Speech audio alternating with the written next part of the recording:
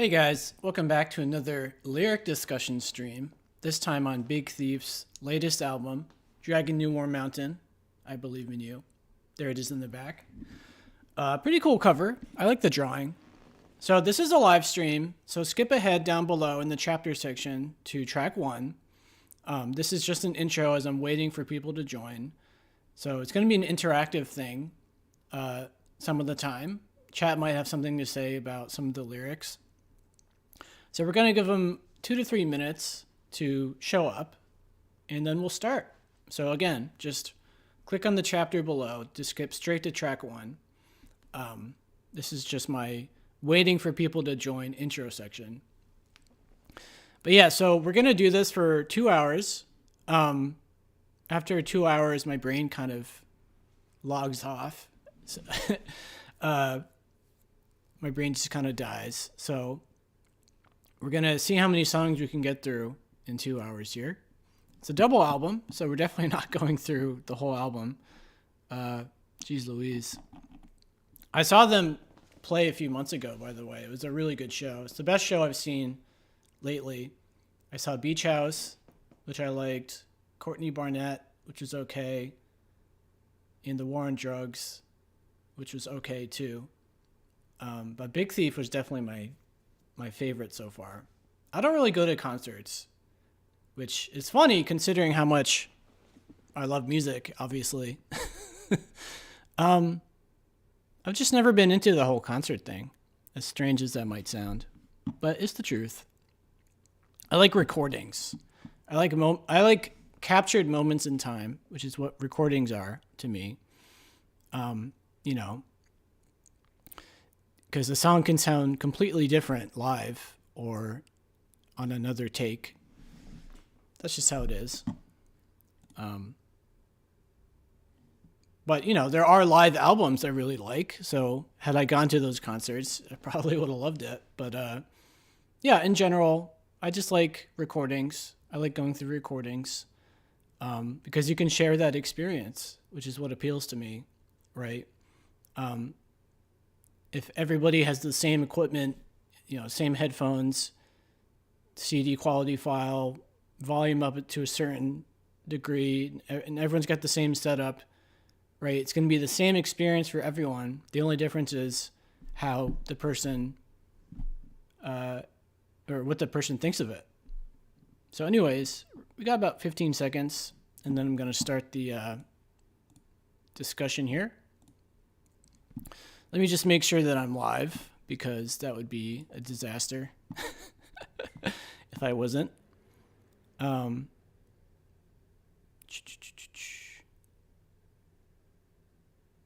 right, we are live. Let me get my stuff set up.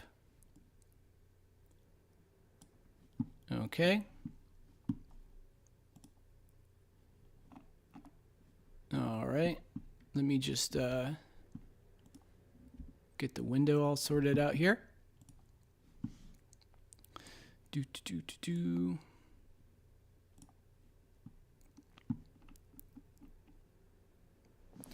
All right, so this is the beginning of our discussion. We're going to do this for about 2 hours, and then my brain just kind of dies after about 2 hours. So it takes a lot of brain power to do this.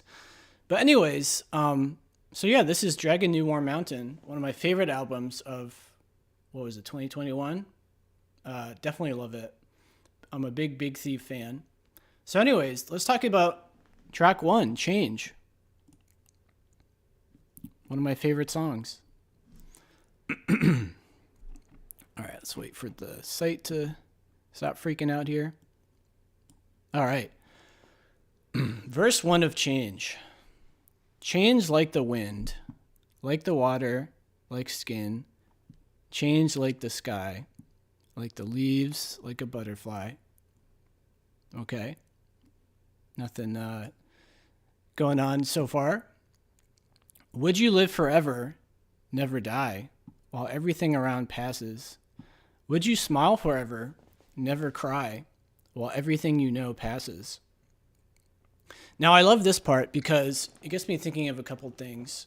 For instance, I've thought about living forever immortality myself, and I've kind of come to the conclusion that it would be a complete nightmare, right? For one thing, the only way you're dying is through some awful scenario, right? Like, let's say you live 1,000,000 years and then you die because the sun explodes and it envelops the earth. Well, that would be billions of years, but that's a horrible death, right? I mean, basically you die from horrible. The only way you would die if you're immortal is through horrible means, like getting murdered or the sun exploding or some, environmental disaster. There's no like lying down in your bed at the age of 90 and going quietly in your sleep, right? Your death is always going to be horrible. So, A, that's not appealing. B,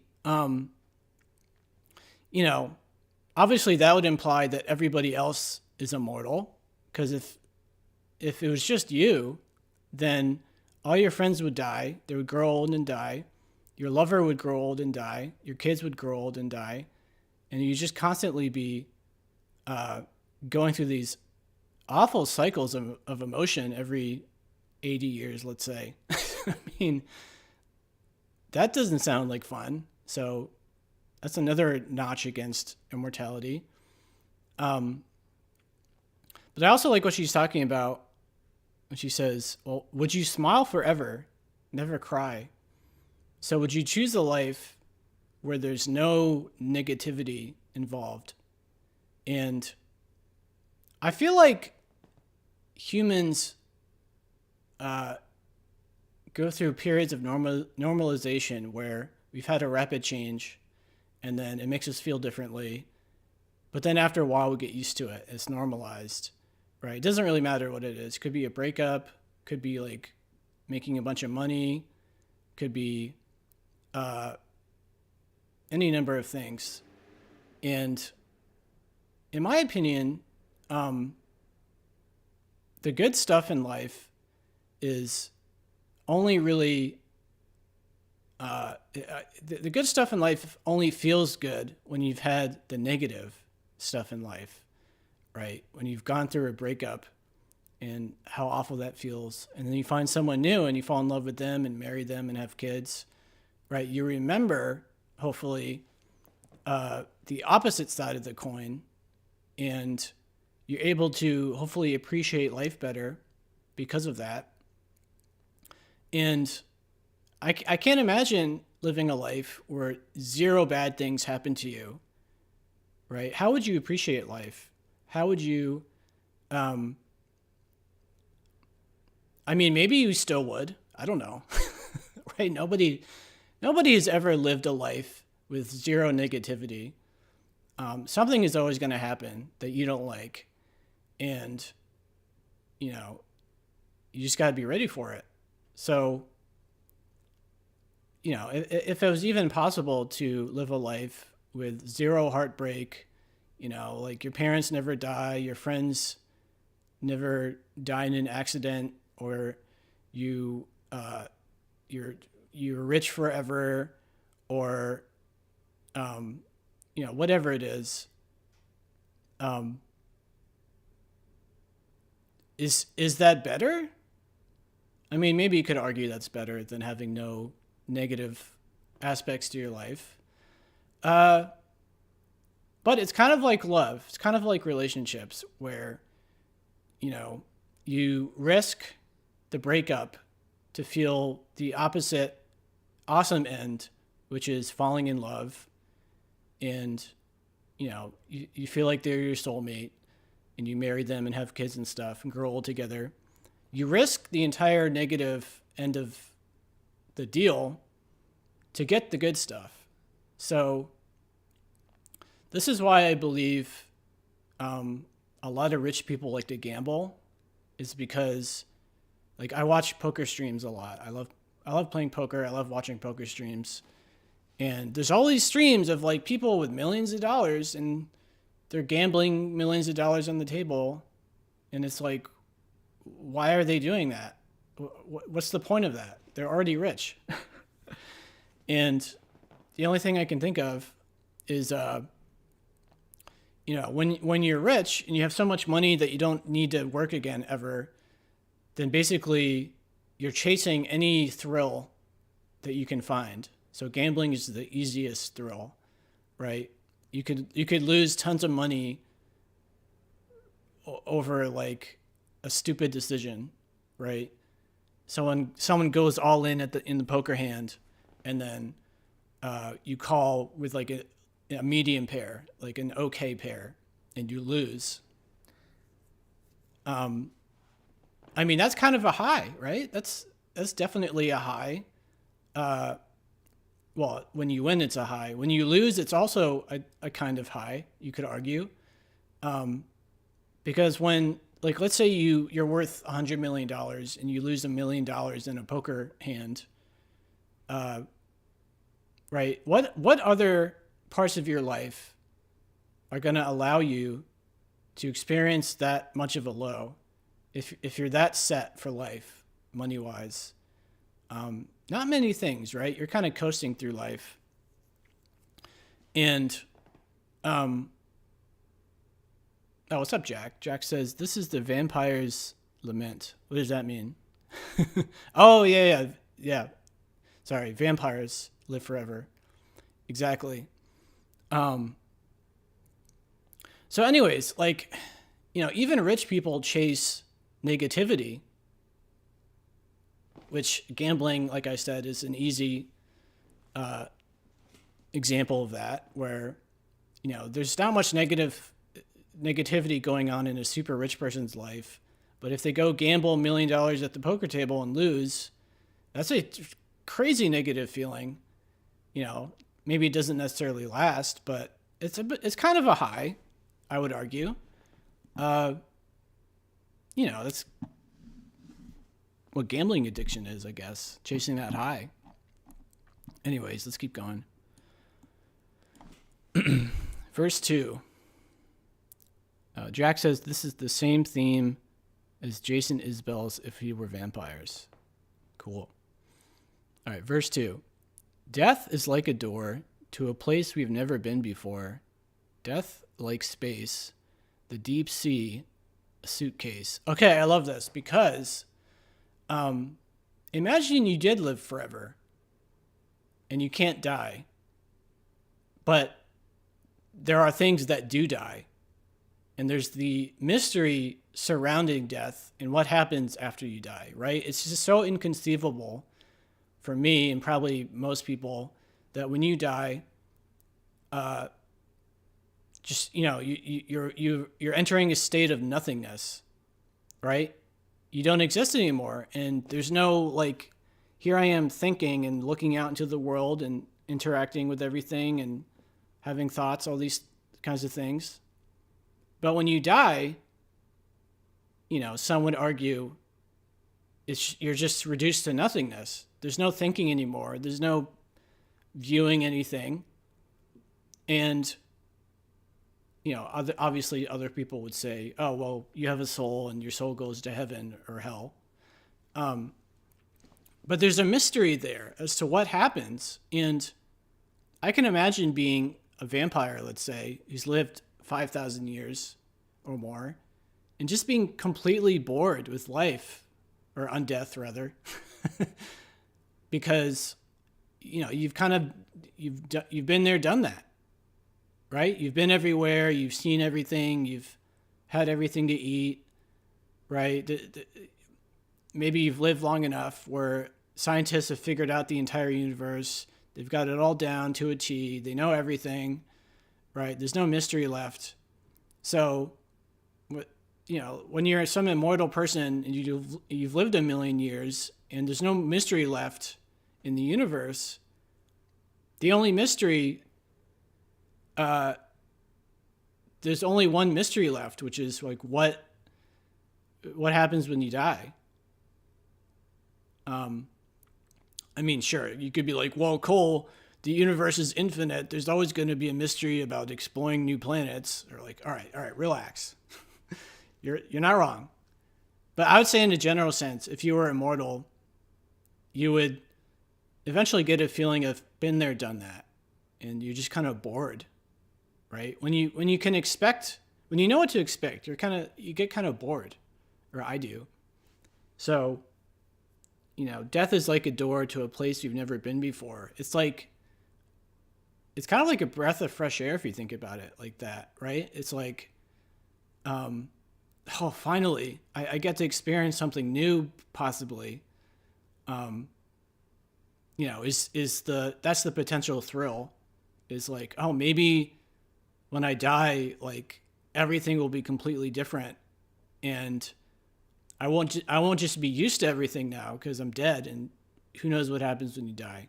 So there's an appeal there. So I like that. Let's keep going. Would you stare forever at the sun and never watch the moon rising? Would you walk forever in the light to never learn the secret of the quiet night? This is more comparing and contrasting, right? Do you want a life where nothing bad happens, or do you want a life with contrasts? Jack says the suitcase symbolizing a new experience. Yeah. But it's interesting because, I'm 37 and I am thinking about what it would be like to be immortal, having lived a million years, let's say, having like seen everything, done everything. I got the gist of life, quote unquote. But here I am at 37, and there's so many things I've never done, nor am I interested in doing them really. And then on another tangent, this has just gotten me thinking about what I love about the arts, right? Like books, movies, video games, music is, that's what makes life interesting to me, because when I read a book, I have no idea what to expect. I mean, I have some idea, right? Like I know what the book is about, more or less, but it's someone's idea that they wrote down, and it's their story they made up, and I don't know what's going to happen. So it's kind of like, for me, the most interesting part of life is the arts, because it's a feeling of like, I don't know what's going to happen, right? It's a feeling of uncertainty. When I listen to a new album, I have no idea what it's going to sound like, or if I'm going to like it even. And there's a thrill there for me of experiencing something totally new, or mostly new.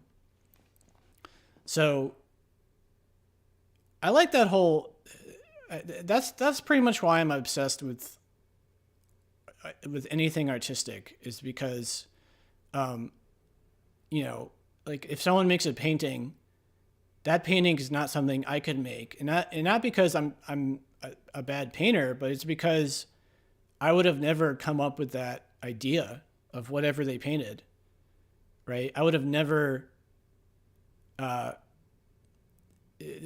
every piece of art, a book, a video game, a song, is an idea that I probably would have never come up with myself. So the only way to experience it is to have someone else create it, right? That's what fascinates me about humans, is everybody has their own perspective, and because of that, we can each create completely unique works of art or ideas, or mostly unique. So that's what keeps life interesting for me, because otherwise, honestly, I'm at a point in my life where I feel like I've been there, done that, and I'm not even that old. I mean, seriously, I've been in relationships. I kind of get the idea, right? You got the thrill at the beginning of the relationship, and then a couple of years go by and you get used to each other, and you start getting annoyed at the little things that they do that bother you, and you do things that bother them, and it's not as exciting anymore.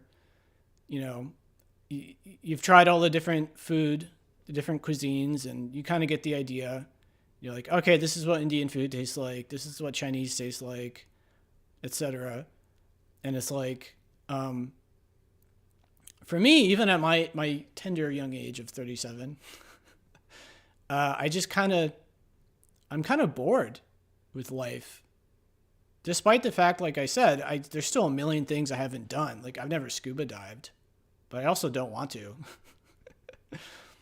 So that's also a funny thought to me, by the way. The fact that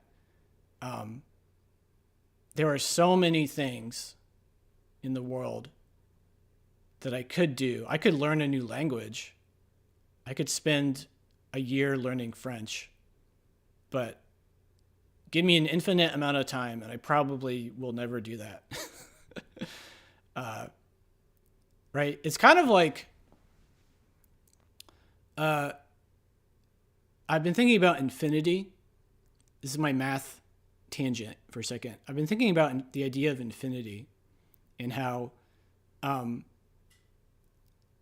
you know how they say if you took an infinite number of monkeys clacking away at a typewriter, you'd get every book ever written. I think about that, and I wonder how true that is.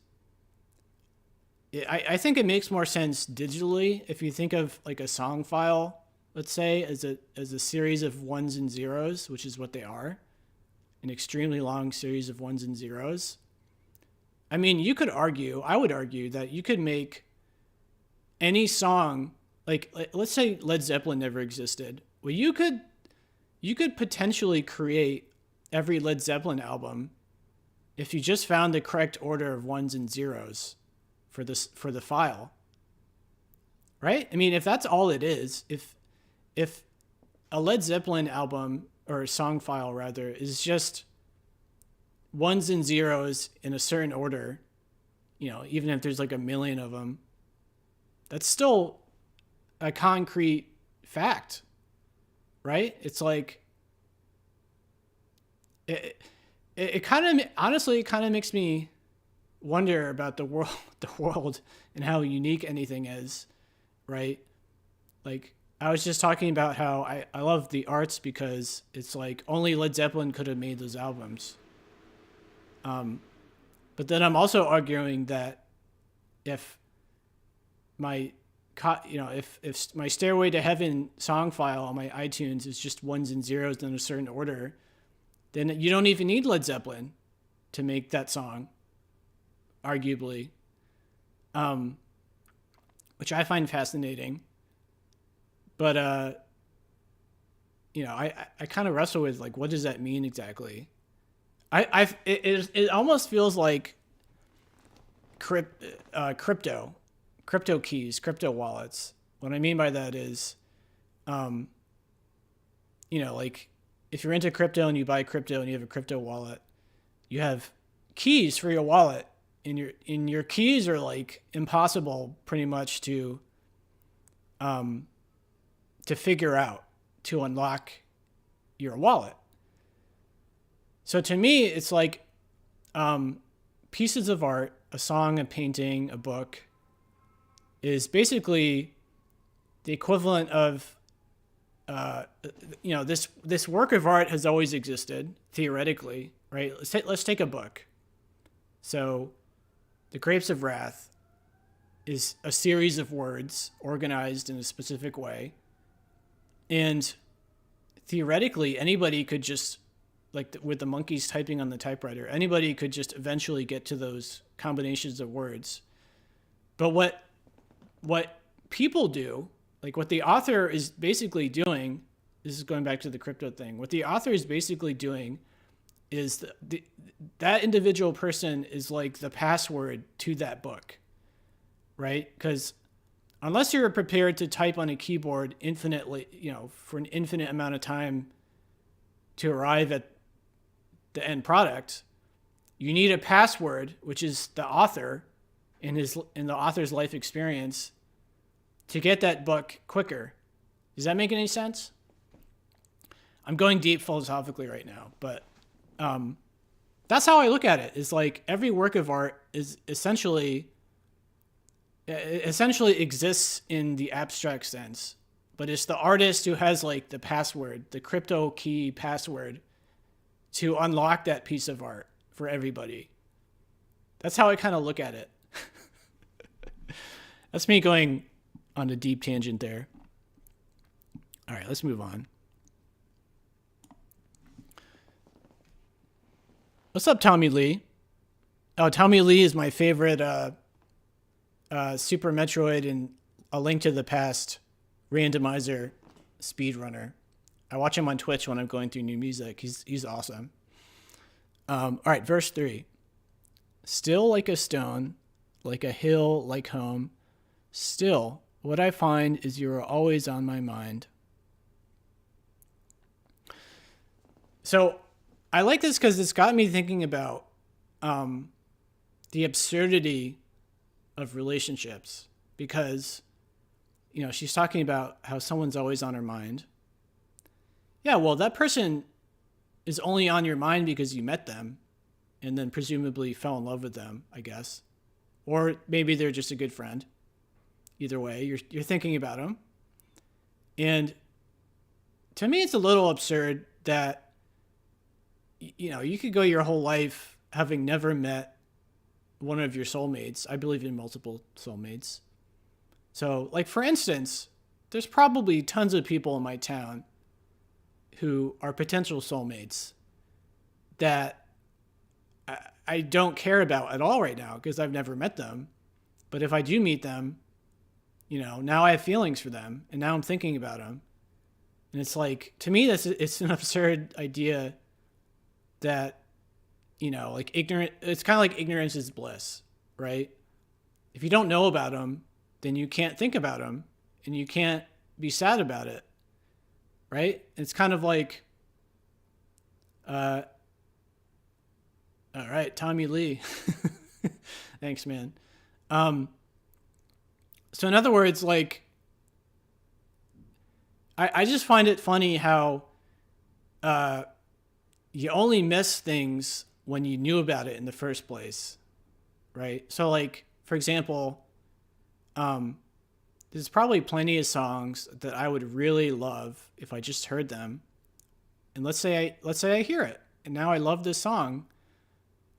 But for whatever reason, the song is forever deleted from history. Something happens, right? All the physical copies are gone. All the digital copies are gone. But I have a memory of this song.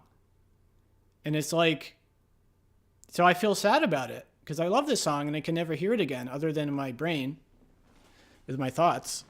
But it's like, to me, I just find the whole thing absurd, right? Because it's like, I could have lived my entire life having never heard this song, and it wouldn't even matter if I had never heard it. And another tangent this is making me think of is, for example, my breakup 6 years ago. I was with someone for like 7 years, and then we had a bad breakup, and now I'm single. And it took me a while to get over it. I was sad about it, right? And I was just thinking, like, one of the ways I was able to cope, and one of the ways I dealt with it was to pretend like I just never met this person. I was like tricking my brain into believing that I never met this person. Right? It's like, oh, it's just a dream I had, for example. Right? Oh, they were just a dream I had.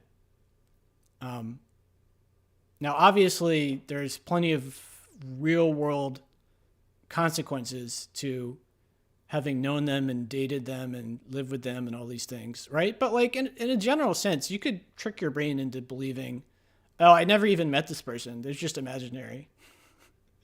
You know, they're just a dream I had. It's like a coping mechanism you could pull off, possibly. It helped me during some tough times, tricking my brain.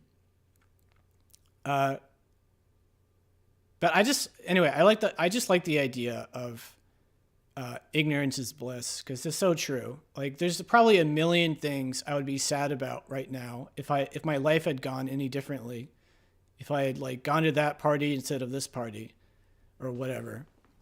Anyways, let's keep going. We're talking a lot in track 1, but it's making me think about a lot of things. What can I say? All right. Could I feel happy for you when I hear you talk with her like we used to?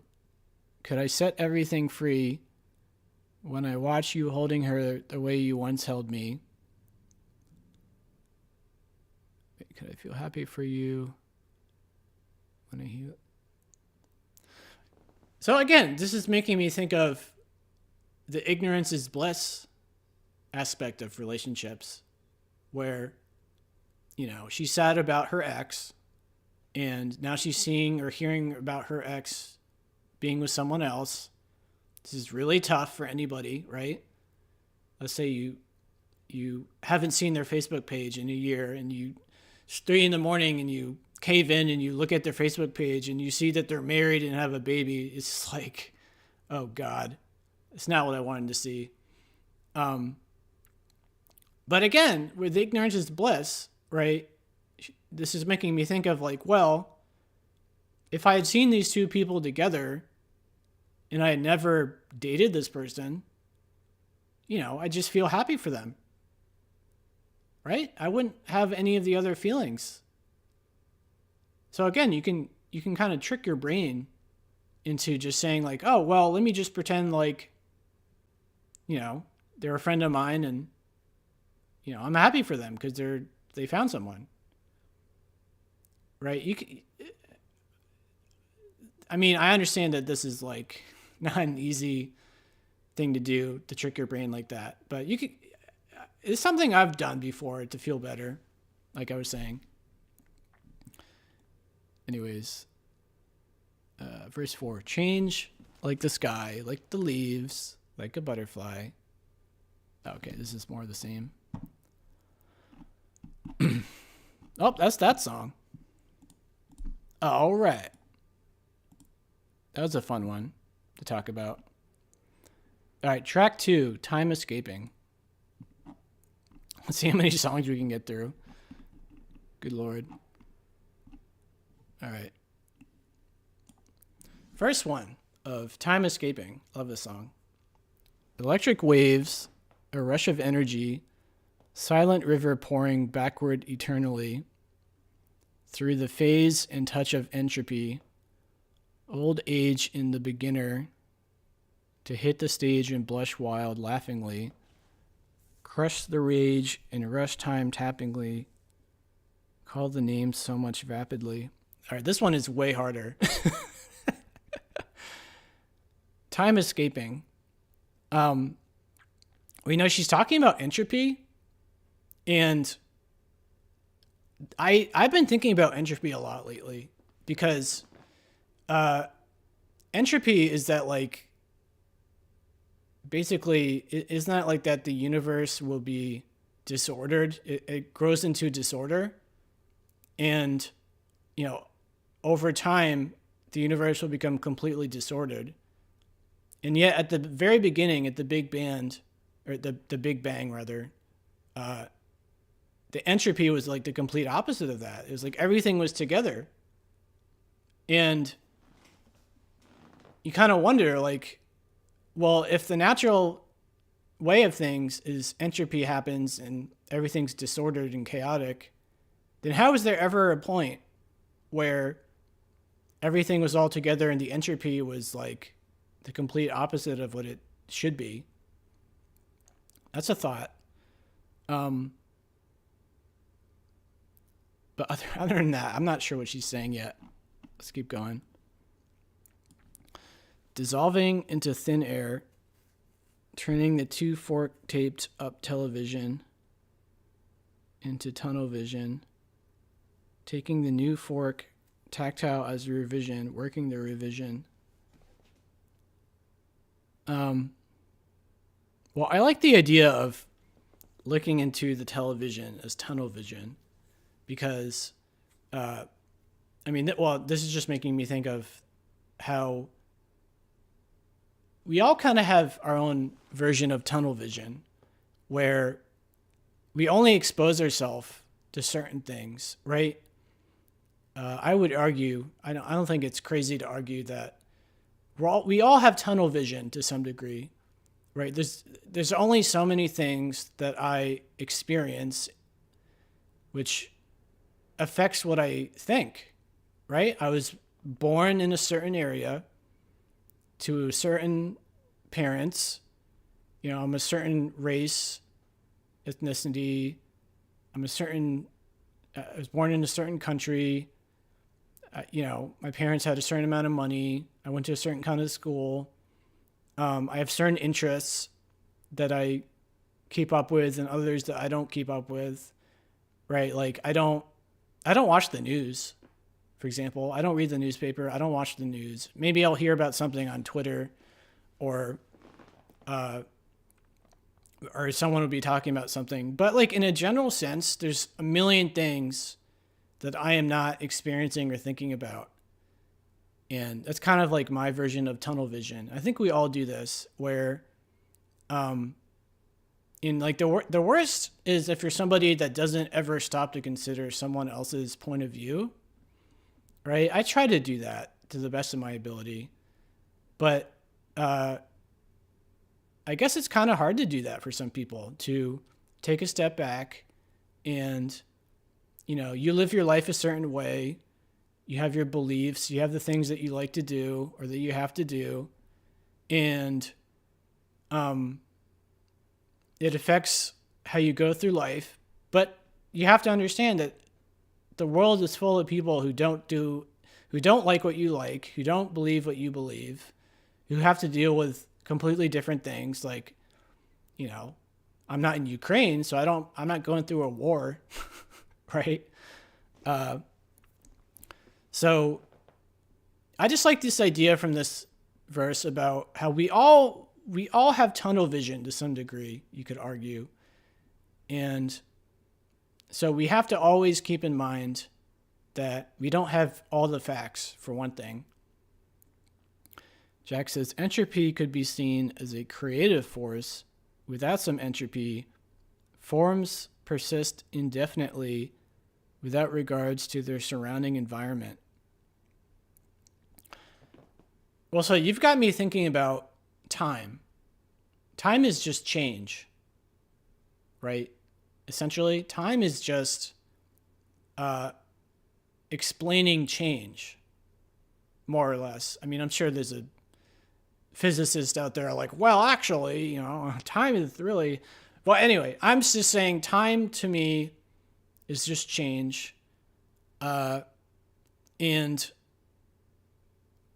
change is the most important thing in the whole world, in my opinion. It's the most interesting thing in the whole world. I think I was saying this in the other song, where like the most exciting part of your day is not doing the same thing you've always done. It's like something new happening. And, usually I guess humans love drama. That's like our favorite type of change. But yeah, change makes life interesting. And it's what allows all these different kinds of stories to exist.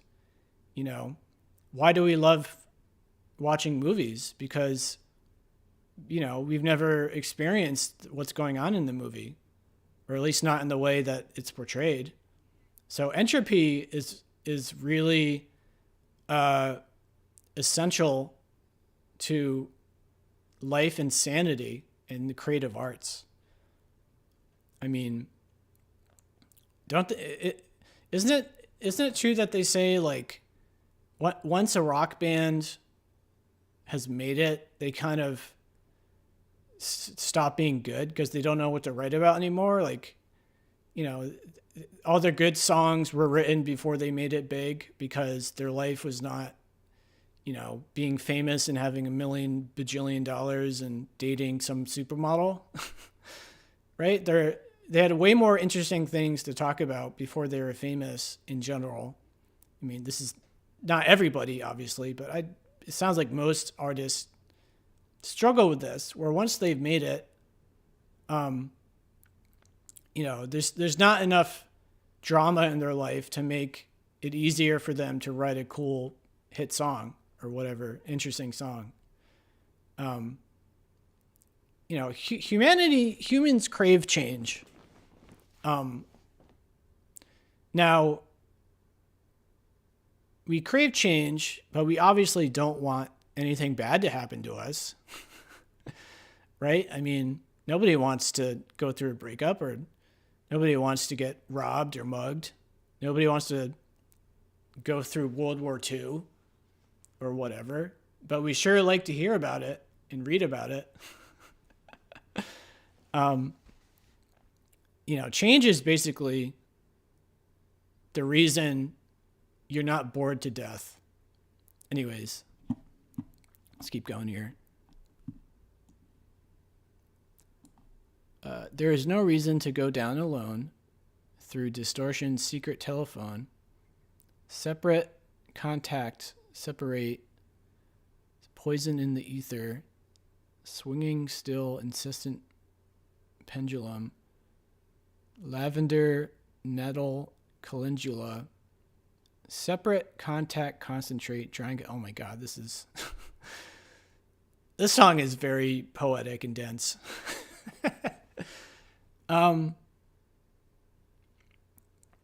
Speaking about change, I mean, I'm not a biologist or a physicist, but just the idea that I'm this lump of meat, this lump of flesh, and I can decide to move my hand up here or move it down there, or that I can literally do anything, right? Like, why isn't the world just static? Rocks don't do anything, right? You ever just look at a rock and you're like, that rock isn't doing anything, nor will it ever do anything. Things will happen to it, but it'll never do anything.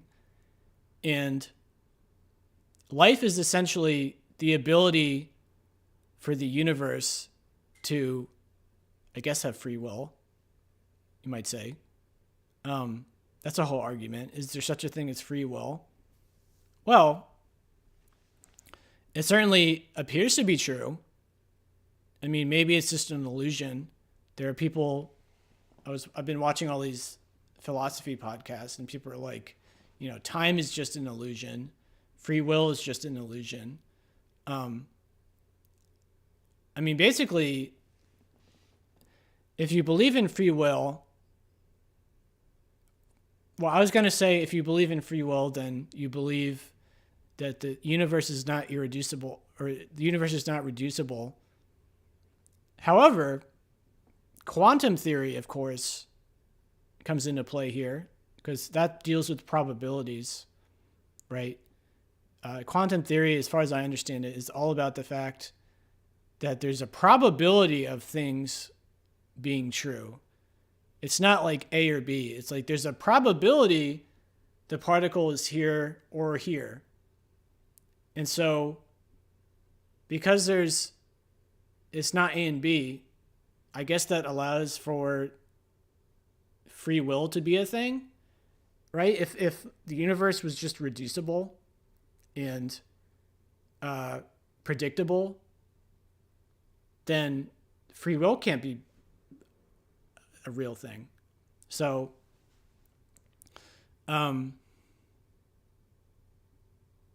anyways, so that's my little tangent. Let's keep going. Only the winter wind survives after the heat rush feeds and thrives, after the bushfire burns and dies, frozen and bitter. Desert ground so cold and clean, spreading out like a magazine, reading the dirt like gossip. What do the weeds say? Excuse me.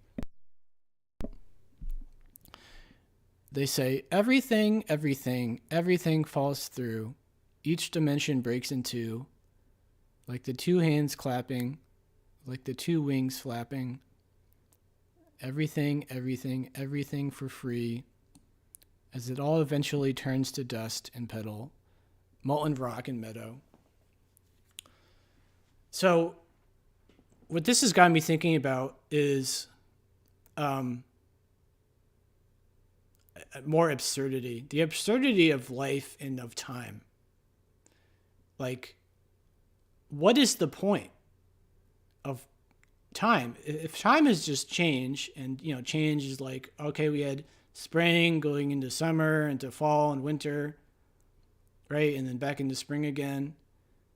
It's like, why is that even a thing? Why is there change at all? You could go all the way to the most basic question. Why is there something rather than nothing? Which I could talk about. I will in a second. Okay. There appears to be something instead of nothing. That's clear. So why is there change at all? Why? Obviously, I was just talking about quantum mechanics dealing with probabilities. So if there's probabilities, that means that the world can be one way or another way, which means that it can change. Otherwise, if there's no change, if there's no probabilities, then the universe just does, you flick something and it flies away, and it will always do that. You roll a ball and the ball will always roll. And there's nothing exciting there. So change, what am I trying to say? Jack says more entropy. Well, this song is just making me think of like, why does the universe change anyway? What's the point? What's the point of everything? I mean, it makes sense as something that is living, as a human being, that we're experiencing this world, and everyone has their own experiences, and there's great things about life to cherish, like falling in love and discovering a passion and all these things.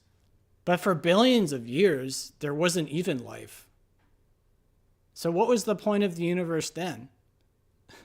For billions of years, there was zero life, apparently. And it was just, physics doing its thing. So, to me, the universe is absurd. Because first of all, let's go back to the most basic question. Why is there something rather than nothing? Well, I would argue, by the way, and I've watched a bunch of YouTube videos about this. There's a guy who interviews physicists and philosophers, and he asks them all, why is there something rather than nothing? Right? And it's interesting because none of them gave the answer that I would give, which is weird. The answer I would give is, well, maybe nothingness is impossible. Just like the magic in Harry Potter is impossible. Right? Just as like a flying Pegasus is impossible. We can think about it. Right? We can imagine the Harry Potter world with all the magic going on, but that's not real. Just like we can imagine the idea of nothingness. That doesn't mean nothingness is a possible state of the universe. So I just found it very interesting that none of these people offered that possible conclusion. It's like, well, maybe there's something rather than nothing, because nothingness is an impossible state.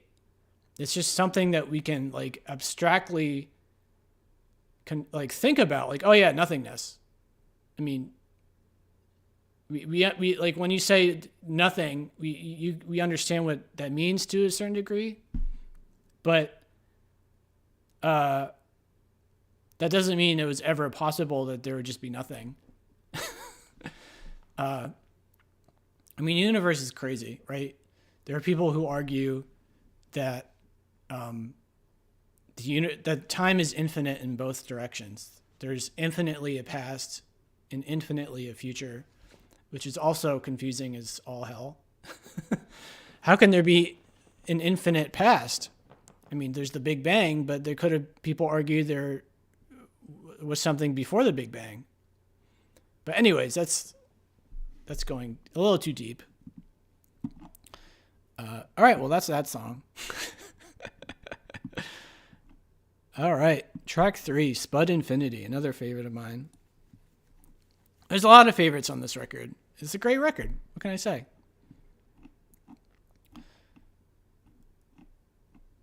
All right. What's it gonna take to free the celestial body?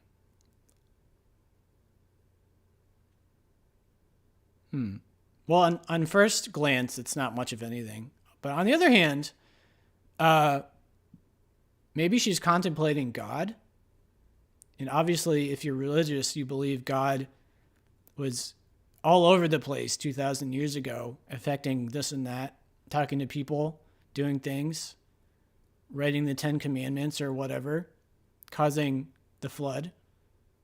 So it's like, if she's wondering, like, what's it going to take for God to come back and, like, deal with us? Because, for example, for 2,000 years, well, obviously more than 2,000 years, but let's just say for 2,000 years, there have been plenty of people, going against the 10 Commandments.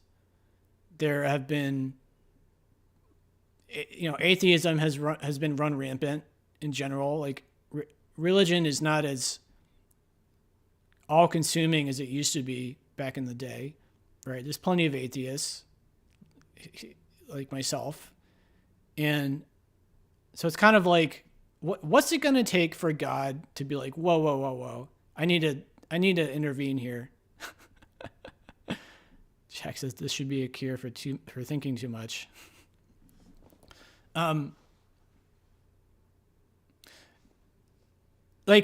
So in regards to, like, atheism, for example, so you could have a scenario where 1,000 years from now, all there is atheism for whatever reason. People stop believing in Christianity and Judaism and all these things, and all you've got left is atheism, and nobody cares about the Bible anymore. So in a possible world where God does exist, whatever God that is, it's kind of like, well, when is he going to decide enough's enough, and just like be like, whoa, okay, guys, you're straying way too far from what you're supposed to be doing here. Like, you got all these gay people running around, right? If you believe in a certain religion where that's wrong, or you've got, I don't know. I don't know what religious people are not supposed to do per se. Obviously you can't kill. It's bad. But, I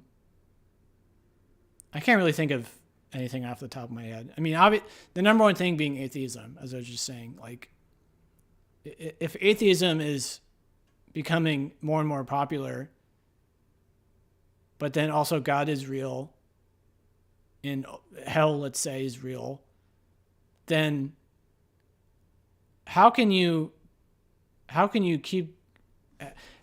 a world where there's no religion but God exists? So, like, I don't know, maybe Adrienne Lenker is religious or spiritual or something, and she's just wondering, like, when is God got to just come and intervene and be like, whoa, this needs to stop. Jack says, people will always make something up to try and make sense of it all. Well, so this is, I like that thought, because it gets me thinking about science and, again, the mystery of life. We love mystery. Human beings love mystery. That's why we love the arts, because the arts is all about mystery. Whatever it is, even a painting is about mystery, because you don't know what the painting is going to look like. It's kind of a basic example, but or a story in a book. You don't know how the book is going to turn out, what the characters are going to do, how it's going to end. But also, you're talking about, we like to make things up to make sense of it all, which is what religion essentially is, right? All the Greek gods we're responsible for certain parts of nature, all these kinds of mythologies and stories. But I think of a possible future where science has figured everything out. We figured it out. There's no mystery left in the universe. And I wonder, what would a life like that be like, where there's no mystery left? We know what happens when you die. We know, how old the universe is, or how infinite it is. We know everything. We kind of live in a nice little time, I would argue, where there's still a lot of mystery. I mean, we know a lot, for sure, but there's also a lot of mystery. And I feel like mystery is what keeps us all sane, right? We hate knowing everything, I would argue. If I got up every morning knowing exactly how my day was going to go, I don't know if I could handle that. I mean, for example, I kind of know how my day's going to go, but like, for example, today I went through a bunch of old CDs from my storage, and I didn't know if I was going to like any new songs or not. And it was a thrill. It was a mystery. And of course, I happened to find a lot of cool songs that I previously was basically unaware of. So that's a kind of mystery, right? Of like, well, today I know I'm going to go through music, and the mystery being, am I going to like it? So to me, that's a thrill, and it makes life, it makes me look forward to life, right? If you knew exactly how every day was going to go down to a T, I think it would drive you crazy. Anyways, let's keep going. First one, from way up there, it looks so small. From way down here, it looks so small. One peculiar organism, aren't we all together? Everybody steps on ants. Everybody eats the plants. Everybody knows how to dance, even with just one finger. So I love this idea of everybody steps on ants, because just take someone who's trying to be very righteous, arguably. Like, let's take someone who's vegan, right? They don't want to eat animals. Because they don't want animals to live in cages their entire lives and be slaughtered for people like me to eat them. They're against the whole idea. But everybody steps on ants. So the only way that you can make sense of that is like, well, the ants are living their life, and it's expected they're going to be stepped on. So it's not like you murdered something. Right? If you murder something, you obviously weren't supposed to do that. But if you step on ants, I mean, everybody is going to step on an ant. You can't not step on ants. What are you going to do? Like, walk around on eggshells? Right? In other words, we all do things that are not 100% the best, I guess is maybe one way to think about it. Is we're all maybe a little hypocritical, even if we don't realize it. Like, for example, a great example would be, here I am. I'm trying to be a nice, decent person. Try to be nice to people and be a gentleman and things. And yet, here I am with my iPhone, like millions of other people. Well, guess what? If I want my iPhone, which I can't not have it anymore, I'm so addicted to it, or smartphones. Well, to have my iPhone, I have to accept the fact, even if I'm unaware of it, I have to accept the fact that there are African cobalt mines that are basically like slave labor to mine the cobalt needed, or whatever mineral it is, needed element. I believe it's cobalt. There's all these like slave labor African mines because you can only find cobalt in certain areas in the world. So to have my nice fancy iPhone, I have to be okay with that. That's not even including the factories in China, which people are always talking about, people jumping off the roof of them because, their lives are horrible or whatever it is. Right? This is like me. This is another version of me stepping on ants. I try to be a nice guy and I try to do right by people, but like here I am being a total hypocrite, buying an iPhone, which is supporting slave labor. Right? It's just like, you can't win. In other words, like you can try your best, but you can't be 100% like the most awesome, human loving, perfect person in the world. It's just impossible. So that's what this makes me think of. All you can do is try your best with your situation, right? So I live in a first world country. I'm doing the YouTube thing. I need my iPhone. Okay? But so if I need it, I have to live with the fact, I need it to keep up with my peers and with the world. So if I need it, I have to be okay with the reality behind it. So if you need something, then what else can you do? You can't really do anything about it. But what I'm trying to say is like, okay, so I can't change that, but at least there are things I can change, right? When I'm at a restaurant, I can be nice to the waitress and not like be rude to them, because that's something I can change. That's something I have power over. That's basically what I'm trying to say is we all have power over certain things in life, and it's those scenarios that matter the most. Jack says, are we back to ignorance is bliss? Sort of.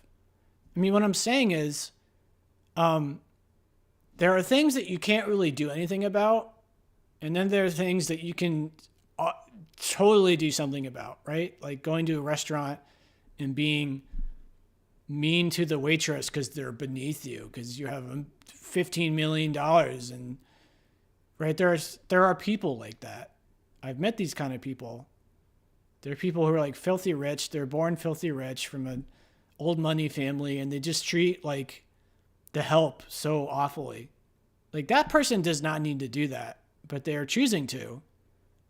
So that is far more in their control than deciding to never use an iPhone or to never use any product that requires like awful slave labor. What's up, Jay? But anyways, let's keep going. Verse 2. When I took another look, the past was not a history book. That was just some linear perception, ash to ash and dust to dusk. A dime a dozen, aren't we just? But a dozen dimes will buy a crust of garlic bread. Okay, well, I like the line a dime a dozen, aren't we just? Because this is making me think of the concept of uniqueness. We all would like to think that we're all unique people and no one has ever experienced what we've been through and no one will ever understand or whatever. We feel very special.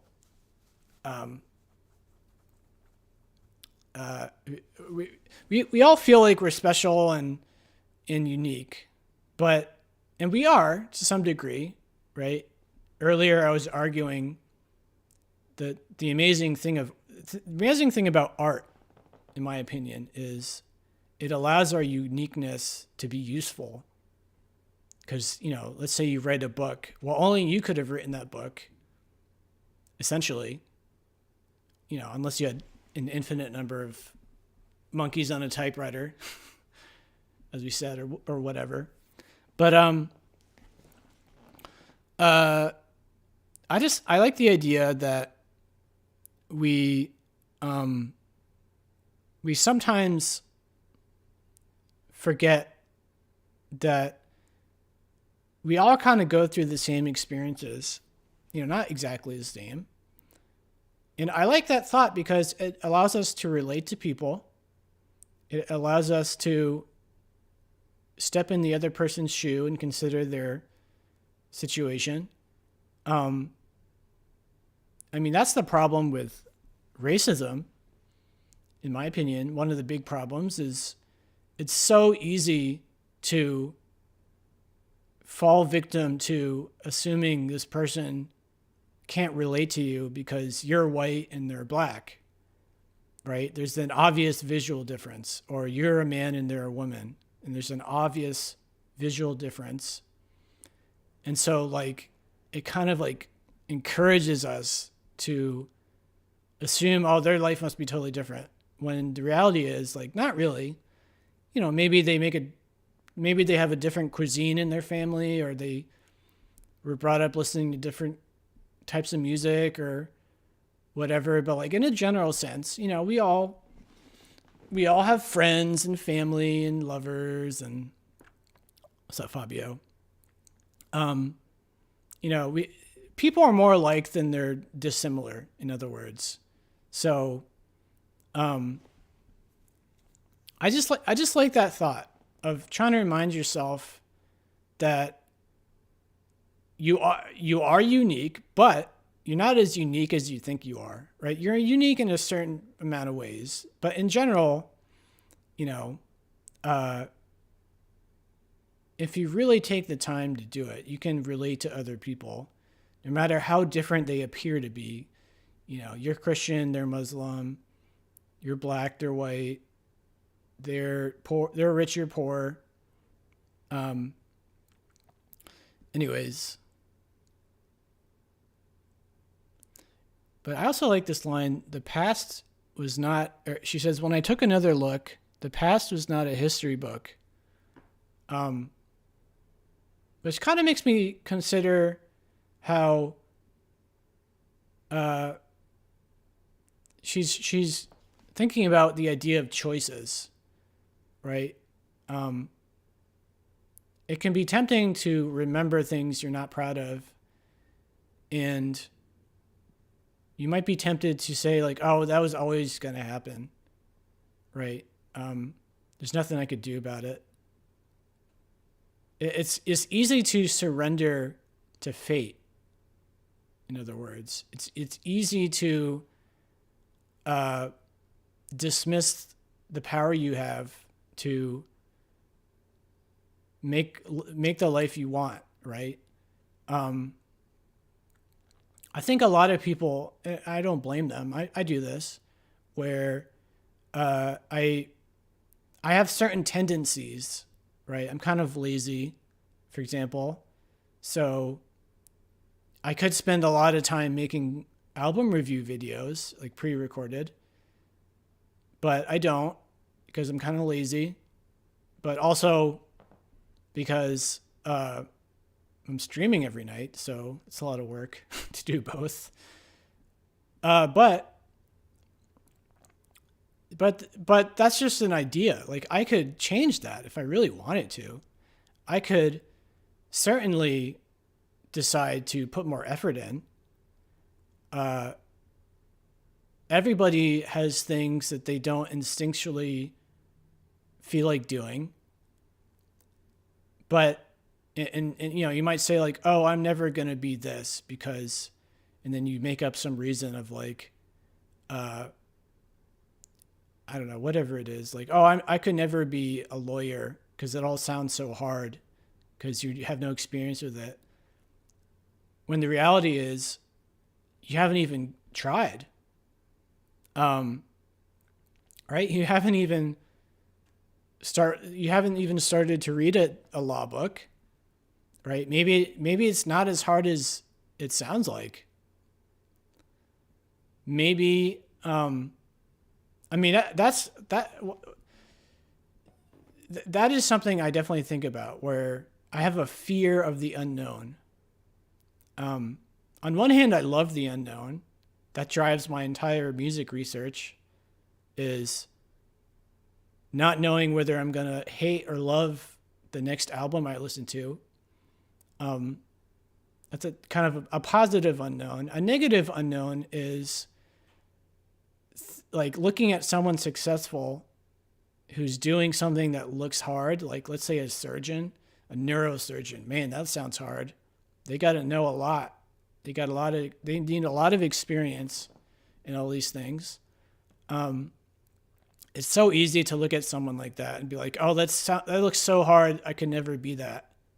I'm not smart enough, or I'm not talented enough, or I'm not dedicated enough. It's so much easier. I think most people do this, where they just kind of like dismiss things because of assumptions we all make. When the reality could be maybe you're actually really talented at something like that. And because you've never tried, you have no idea, and you never will. I'm trying to think of examples in my own life where I'm kind of afraid to do it because it sounds so complicated. Probably a good one would be learning a second language. I just have this idea in my head that learning Spanish is like impossible for me because I feel like I have a terrible memory. And I do in a general sense, but maybe because I have a terrible memory because I don't practice memorization. I actually used to be in high school pretty good at memorizing Latin poems from my Latin class, and we'd have to recite them for competitions, and I would do them really accurately and well. So I know I can do that potentially, but it's also really hard. And the only reason I did it is because I had to, because I was in school. But I suppose if you don't have to do something, it makes it a lot harder to imagine it being possible, right? Like, let's say someone put a gun to your head and they were like, if you don't try to learn Spanish, I'm going to kill you, or something extreme like that, right? Well, then you have an incentive to try. And because you have this insane incentive to try, you'll probably do better at learning the language rather than just you have no incentive, right? You don't need to learn Spanish. I don't need to learn it. It would just be a thing I decide to do. And so because there's no drive for me to try to do it, it just sounds so impossible. I feel like that's probably the number one most important thing of learning anything is having a drive to do it. Like a reason for doing it, right? I could just be like, oh, I want to learn Spanish just because. But, a good drive would be, well, I want to learn Spanish because if I know Spanish, I can get paid way more at my job. Like, for example, my brother, who's a doctor, speaks Spanish and a couple other languages. So he gets paid more because he's bilingual, multilingual. So anyways, that's what this has me thinking of. All right, verse 3. When I say celestial, I mean extraterrestrial. I mean accepting the alien you've rejected in your own heart. When I say heart, I mean finish. The last one there is a potato knish, baking too long in the sun of Spud infinity. When I say infinity, I mean now. Kiss the one you are right now. Kiss your body up and down other than your elbows. Because as for your elbows, they're on their own, wandering like a rolling stone, rubbing up against the edges of experience. This is a wild verse. Well, the first thing has me thinking about understanding and knowledge. Because she says, when I say celestial, I mean extraterrestrial. I mean accepting the alien you've rejected in your own heart. Um, I mean, what this is getting me thinking about is the idea that the idea of actually knowing something, because we're all born not knowing anything. So we learn about things. We go to school. Our parents teach us. We learn it on TV or playing a video game or whatever. And things are always going to, we're born where everything is alien to us. And it's just a matter of learning about it.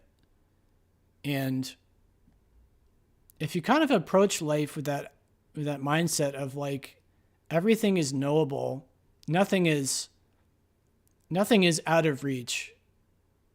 Nothing is so beyond me that it's not even worth bothering with.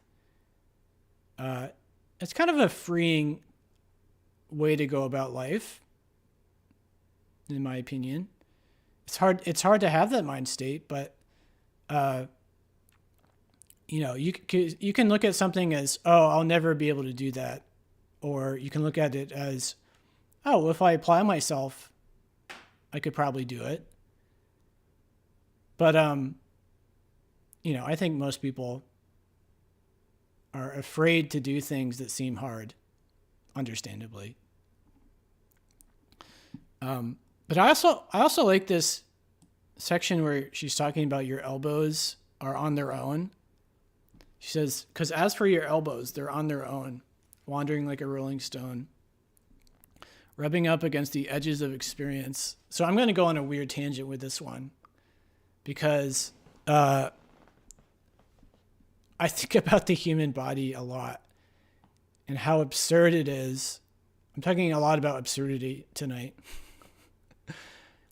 If you think about it, the body is really strange. It's very absurd because we have no idea how our brain works, how thoughts work, how consciousness works.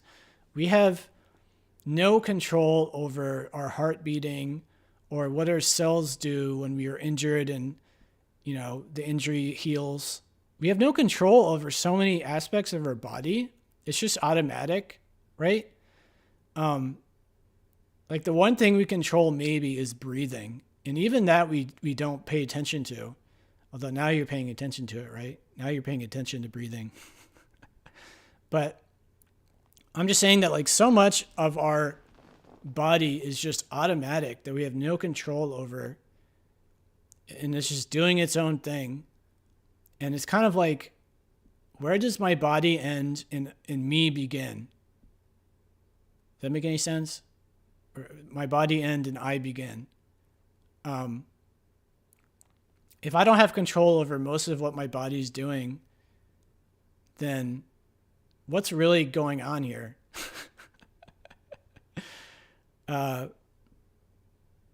It's kind of a strange little tangent, but I don't know. It's something I think about, is how automatic like almost all of me is. We have no idea. Like, it's just hilarious to me that people, scientists spend their entire life trying to figure out what their own body is doing. That concept is just hilarious to me. But anyways, all right, that's that song. All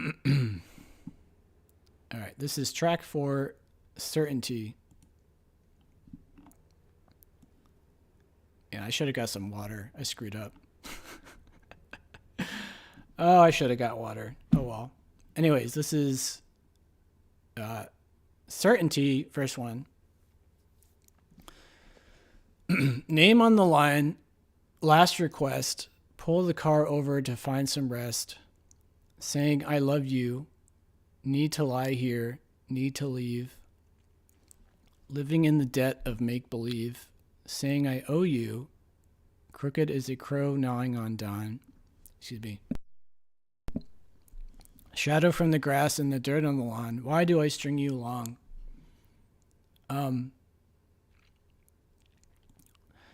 So what this has got me thinking about is,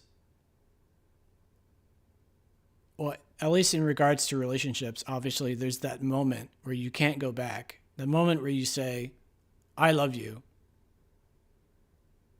That's such a powerful moment in a relationship where the cat's out of the bag, as they say. There's no going back.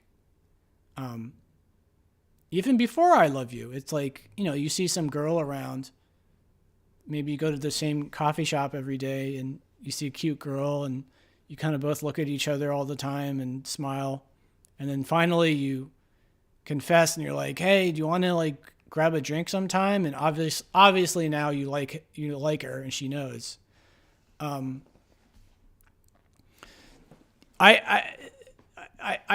love how life is full of these moments where, what's up, Amirhan? How you doing, man? I love how life is full of these moments where you can't turn back, right? We take a plunge, we take a leap of faith into a new unknown in our lives where we were comfortable. We were living our life comfortably. Nothing too crazy was going on. But then we make a move and we say, hey, do you want to grab a drink? Or further down, we say, hey, I love you. And then, of course, the ultimate being, will you marry me? And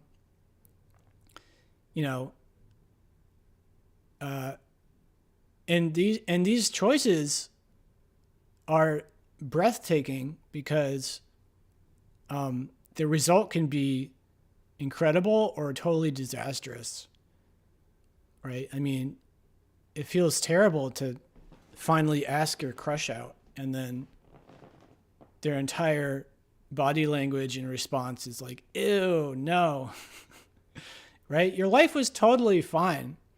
You were both eyeing each other and smiling at each other, and there's an uncertainty there, and you're both comfortable because the line hadn't been crossed yet. But once you cross the line, now you experience the true thrill, one of the true thrills of life, which is uncertainty. Because, like I said, they can either respond positively, like, oh yeah, let's get a drink. Or, oh, I love you too. Or they can be like, I want to break up with you and never see you again. And like we were talking about earlier in another song, life is all about uncertainty. The joy of living for me is all about not knowing what's going to happen. Otherwise, you would be driven crazy, in my opinion. Think about it. Just think about this. Why do we all tend to eat different things every day? Why don't we all just eat rice and beans every day? Let's say you can afford food, right? Let's say you have money to spend. So why don't we all just eat rice and beans every day and save money? Buy cheap food and only eat it and only eat that. Why do we decide to go to Subway or Domino's or whatever? Why do we do these things? We don't need to do it. You can just eat cheap rice and beans every day and survive. Why don't we just do that? Wouldn't that be smarter fiscally? It's because we need change. We need to not know. Well, we need change, but we also need to not know what we're going to do the next day. Like, we can have an idea, right? Like, oh, I need lunch. I need to eat lunch and dinner. But then the thrill comes from deciding what to have, right? But if you just know what every day is going to bring down to a T, it's like your life is over almost, in my opinion. Your life is just like, what's the point anymore? That's why the thought of being in prison sounds like the absolute worst nightmare for me. 'Cause isn't that basically what prison is like no change, right? You're stuck in a cell for 23 hours a day. You're given the same food every day. There's like no change. That to me is the real horror of prison, is just brute routine, or just like the same thing over and over and over again for the rest of your life. Amirhan says, it's 5 a.m. here, and I came to the broadcast as soon as I saw the notification. Wow, you're up early. Yeah, by the way, just in case you didn't know, I stream my favorite music on Twitch Tuesday through Sunday, 8 p.m. EST to midnight. Just in case you didn't know, the link is in my About section. But anyways, so that's what this has me thinking about. Let's keep going. My certainty is wild, weaving. For you, I am a child believing. Ooh. You lay beside me sleeping on a plane in the future. I like that imagery. For you, I am a child believing. I mean, again, we're talking about the thrill of life is uncertainty, which is what relationships are all about, really. Well, at least that's a huge part of them, right? Because you don't know how it's going to turn out.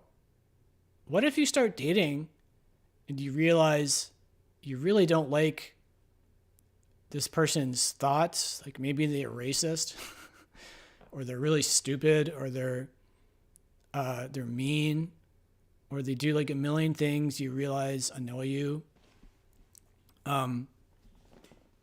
Right? I mean, the beginning is great because you don't really know each other that well. All you know is like you both got a crush on each other and you both have acknowledged it, and now you're dating and there's some sort of chemistry there.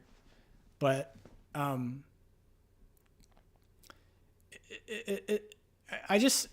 like the idea that that one of the appeals of relationships is that you don't really know how it's going to turn out. You mean you hope for the best, but you have no clue whether it's going to last. I mean, they could decide, you could be in love with this person and then they decide they don't love you anymore for whatever reason. Or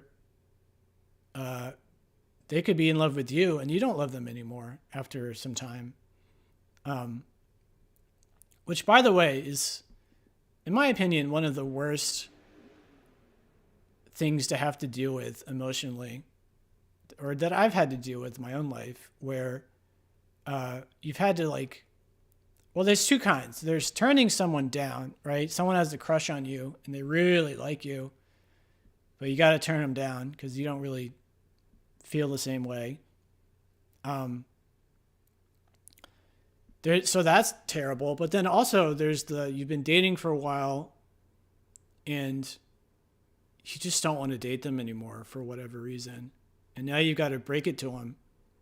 Let's say it's not mutual. Let's say it's very one-sided and you just don't want to be with them anymore. Well, now they're a part of your life. They're a part of your emotions, right? Because we were talking earlier about how, you could have lived your life very comfortably having never met this person and therefore never having to worry about this person. But now they're very much a part of your psyche. Now it matters to you what happens to them and how you treat them.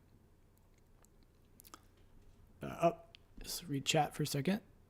Jack says, bunch of good new Big Thief songs popping up on this last tour. Yeah, they played one song in particular, which was awesome. I don't know what it was called. It says, probably a new album this year. I hope so. She says, I think she lost someone, but she is imagining being together again in the future. Well, that's another possibility is, let's say she's going through a breakup, but she has the belief that her partner is not actually, what am I trying to say? Maybe you go through a breakup and there's a part of you that believes that you'll get back together again, right? And that's happened to me. I broke up with my ex, was single for a few months, and then got back together. And maybe that whole time she was hoping and praying that would happen, which basically was what happened. And then we broke up again later. But anyways, the point is, that's a unique feeling, believing that, you believe they're gonna realize they made a mistake and get back together with you. But man, you're putting your entire emotional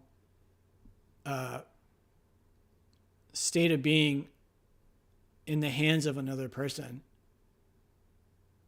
because that's obviously such a huge life-changing thing, is to be with somebody, to date somebody, and to have it go somewhere. So to be in a state of mind where you haven't moved on, you just kind of like, you've convinced yourself, oh, they're going to get back together with me. This is just like a momentary 2-month-long screw up where they're going to realize, well, actually things were awesome with Cole. Let me get back together. But you know, that may or may not happen, but that entire time until you realize it's never happening, you have completely lost yourself emotionally to this other person. And that person, imagine the other person being aware of this. That's an awful feeling. That's probably one of the worst feelings, is, first you got to break up with someone, which you don't want to do. That always sucks. But then when you break up, you kind of know that they're expecting you to get back together with them. And now your life kind of becomes like, how do I make them understand that this is just not going to happen anymore? How do I get them to move on? Right? I mean, the worst scenario is your ex becomes a creepy stalker and murders you. But like once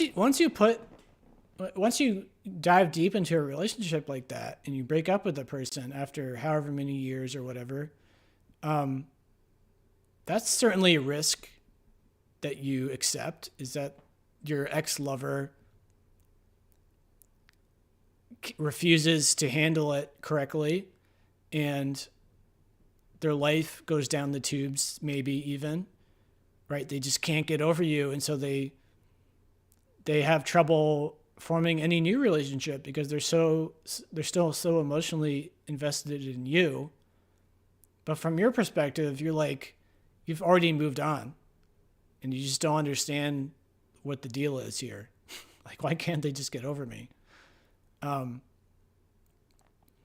Right. So for example, I broke up with my ex 6 years ago and it was a bad breakup. But the point I want to make is I have never once thought really that she has been thinking that we'll get back together again one day and she's just waiting for me to like text her. But imagine if I knew that. Imagine if this whole time for 6 years I was aware that it was all the ball was totally in my court, that, all I had to do was be like, hey, you want to get back together? And it would be that easy. And maybe like her whole life for these past 6 years has been a nightmare because she can't get over me. So again, ignorance is bliss, right, Jack? Right? So I'm very ignorant. I've been very ignorant for 6 years about how she feels about this whole situation.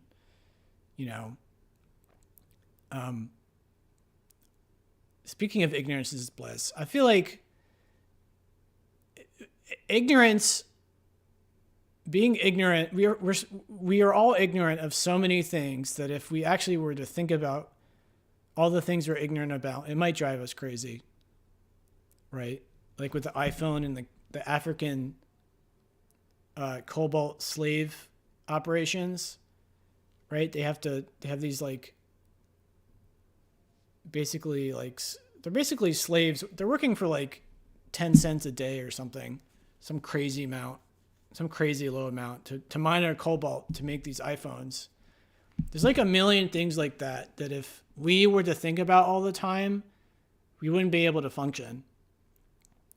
So we all have to pick and choose our battles, right? That's why I'm kind of turned off a little bit by people who are like over the top self-righteous about how clean their living is or whatever they're obsessed with. It's like, yeah, okay, but there's a bunch of other things that you probably aren't that way about, that you don't even know about, because you can't, no one's perfect, right? But there's plenty of people who like probably get off on the idea that they're like the most perfect humanitarian people ever, right? They're vegan and they go to Africa every year to help local tribes do things or whatever.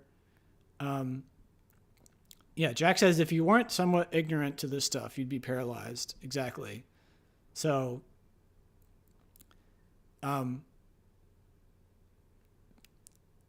sometimes we're ignorant of the reality, and other times we just get over it, right? Which the second part to me is what I call normalization, where like we've heard about something, and it sounds awful and terrible, and then we think about it and like, oh, isn't that terrible? But then we just get kind of normalized to it. We just kind of like, we don't let it ruin our lives. But it does feel like there are some people out there who have there's some sort of like switch they can't turn off in their brain, where like they can't not care about all these problems in the world. And they're like over, what's the word? They're like obsessed with doing charity work and like helping everything all the time. Right? It does feel like there are certain people who psychologically like are incapable of not being worried about things that are going on everywhere. I don't know how else to explain certain people. There are definitely certain people who it's like those people who can't be alone, right? They always have to be social. They just cannot be by themselves. It's like that, but with people who are like serial helpers. They're serial charity givers, or I don't know. Anyways, let's keep going. Sit on the phone, watch TV, romance, action, mystery. Wanted to show you sine wave is a particle ride. Bring your light out, then in on the tide. Maybe I love you. Maybe I love you is a river so high. Maybe I love you is a river so low. I love you, still don't know. What does this mean? Actually, I like this. It makes me think about one of the things that's so cool about falling in love with someone is that we kind of ignore, it allows us to ignore all the anxiety around the situation.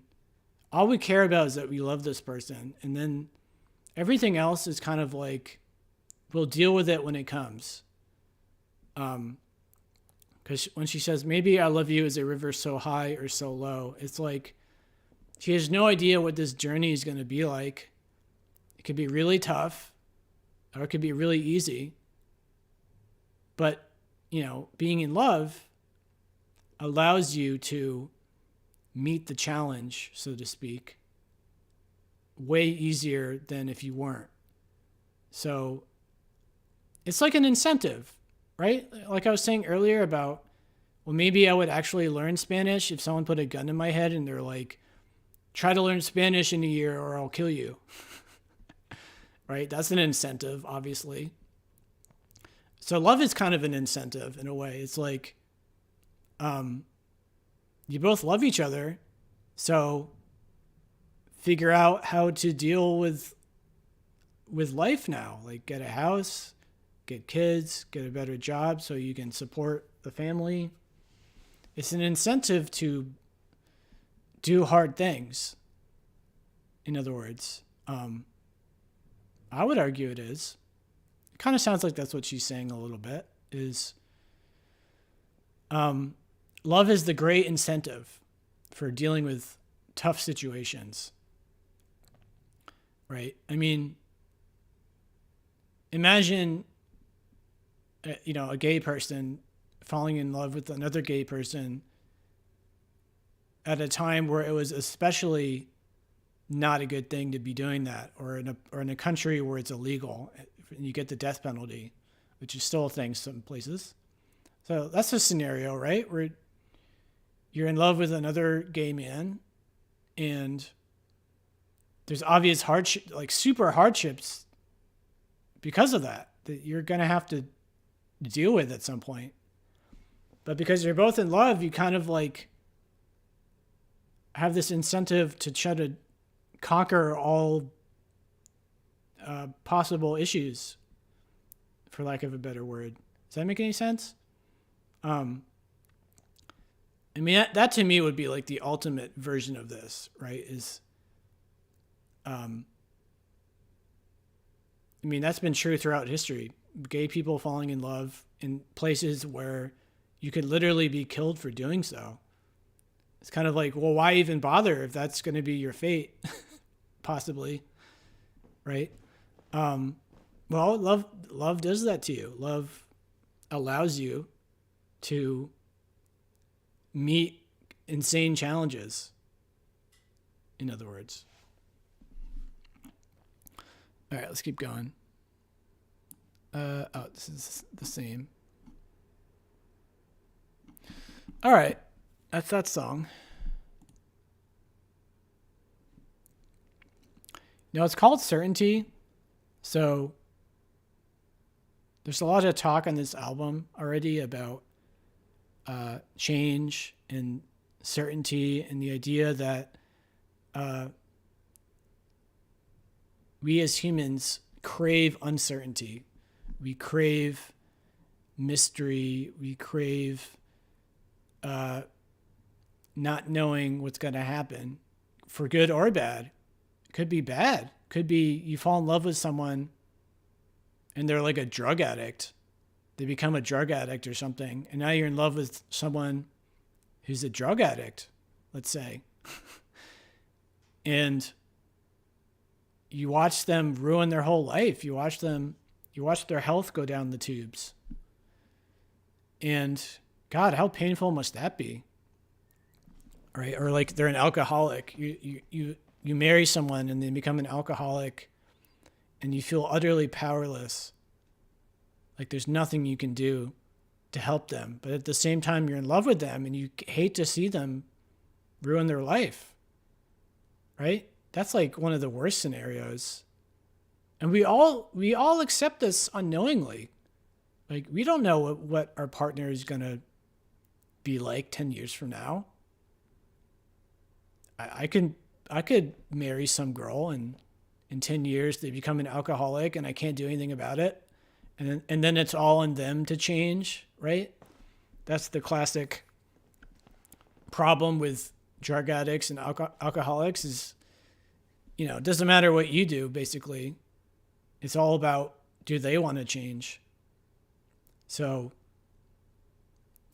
love will do that to you. Love will make you ignorant to possible scenarios, or rather it will make you have the ability to deal with hard scenarios. It's almost irrational in a way. It's like, why would I engage in a behavior that, oh, what's up, Gaktuman? Thanks for following, man. Why would I engage in a behavior that causes such a negative, that has such a negative impact in my life, right? It's like back with, let's say you're in a Muslim country that where being gay is illegal and has the death penalty. Why would I engage in this behavior knowing the consequences? It's because that's just how love works. People just love who they love. And love will allow you to, love will give you the courage to deal with anything, basically. All right, well, my throat's kind of gone. I'm kind of losing my voice.